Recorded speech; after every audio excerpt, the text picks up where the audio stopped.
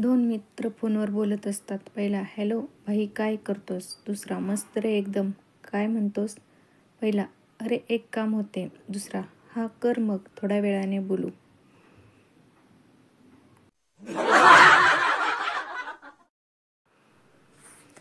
Doctor, बाई तुमच्या नवऱ्याच्या सगळ्या टेस्ट झाल्यात आणि सगळेच रिपोर्ट नॉर्मल आले आहेत. काही कळत नाहीये यांना नेमकं काय झालंय ते. बाई काळजीच्या सुरात, अहो डॉक्टर साहेब, ते पोस्टमॉर्टम काय असतं ते तरी एकदा करून पहा.